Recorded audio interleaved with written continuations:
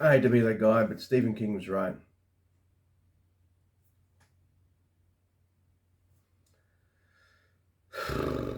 The Shining. So The Shining is a 1980 horror movie directed by Stanley Kubrick, written by Stanley Kubrick and Diane Johnson. Here's my theory. I don't know if it's true, but here's my movie theory. And this is the only movie theory I'm going to give for this movie. Because I don't care about the photo at the end. I don't care about any of that. Here's my theory. Diane Johnson read the book, probably multiple times, and wrote the screenplay. And then Stanley Kubrick came along and was just like, that's too interesting, that's too interesting, that's too interesting, that's character development, that's character development. No. That's how I reckon The Shining was written. Starring Jack Nicholson, Shelley Duvall, Scatman Crothers, and Danny Lloyd.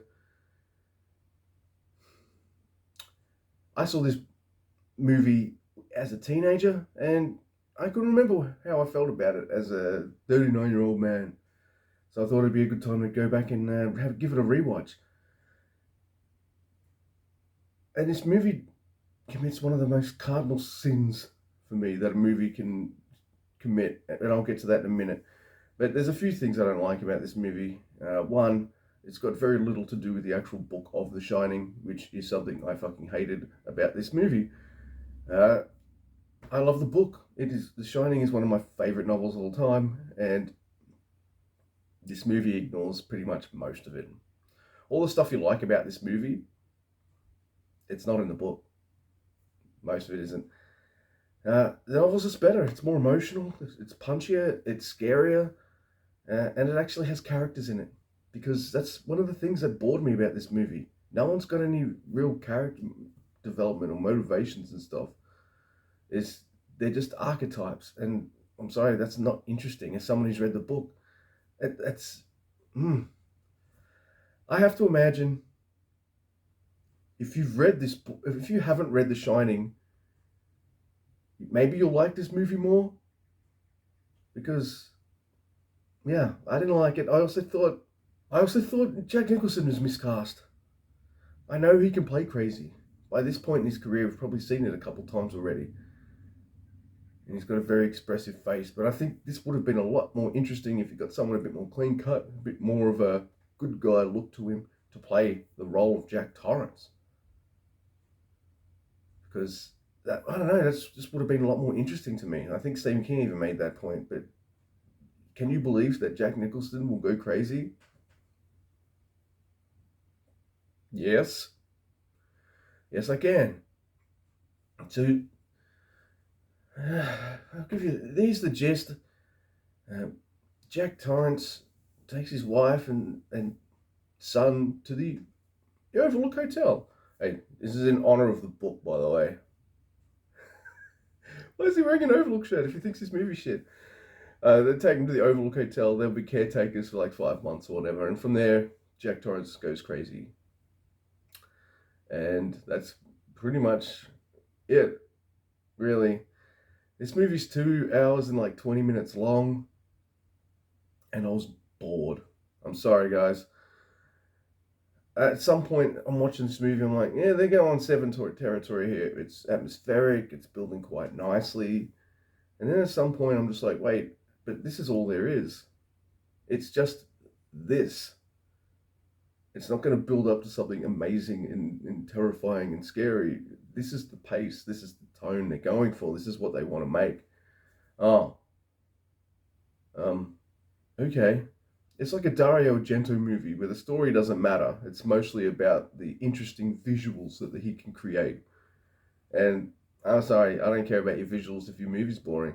As a fan of like old school Doctor Who, where all the visuals can be quite shitty, but I'll like that story anyway because the story and the acting is good. All right, I don't need a good story. I'm sorry. Speaking of Doctor Who, there is some music in The Shining that appeared in Doctor Who episodes Enemy of the World and The Web of Fear. So I actually got a kick out of that. Didn't detract from the movie. It took me out a little bit because I'm like, that's Doctor Who music. But that is what it is. Uh, I didn't like the ending as well to this movie. I thought it was dumb. You know, him freezing to death like that, especially when he's running about outside, and I'm like, wait a minute, your son's been running around outside for a lot longer than you have, but you freeze to death, and he doesn't. Okay. Then he's like in a photo from 1921, and I remember a ghost previously saying, "You've always been here." All this kind of shit. And I guess there's a TV show I really love called The Prisoner. A lot of that doesn't make sense, but because I like the presentation, the acting, the stories, everything, I don't mind sitting there and overanalyzing it, going, "What is this weird thing that doesn't mean anything? What does this mean?" And then just kind of figure that out for myself for the fun of it. And that's because I like that. I don't like this movie. So why is he in the photo at the end? What did that guy mean about "you've always been here"? What's the significance of this? What's the significance of that? I don't care really. Like Red Rum, room 237 or 13, whatever the fuck the room number was.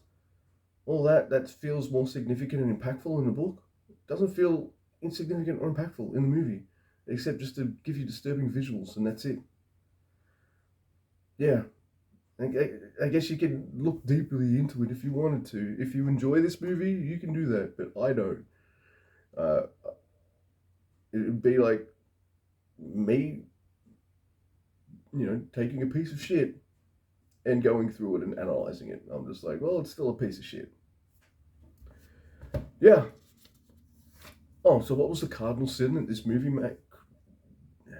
did, created, made, committed?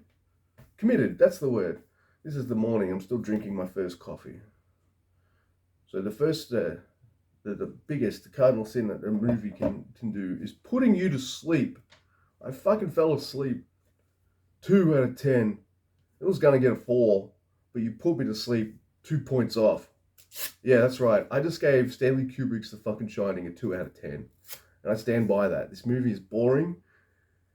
Hell, here's how boring it is. I think I liked 2001: A Space Odyssey more than this. It's not scary. I wasn't terrified. I wasn't unsettled. I was bored. A little sleepy too. This movie sucked. I don't want to talk about this movie anymore.